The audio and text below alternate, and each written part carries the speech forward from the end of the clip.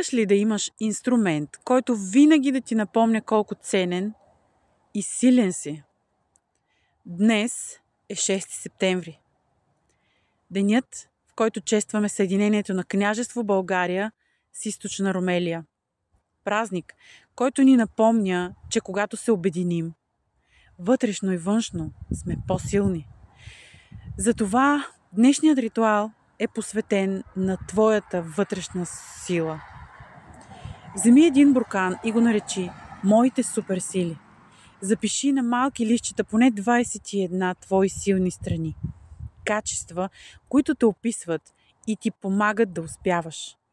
Всеки път, когато се почувстваш обезкуражен, отвори буркана и си припомни своята сила. Това е твоето лично съединение с самия себе си.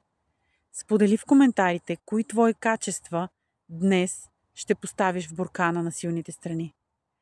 И си кажи: аз съм талантлив и способен да успея.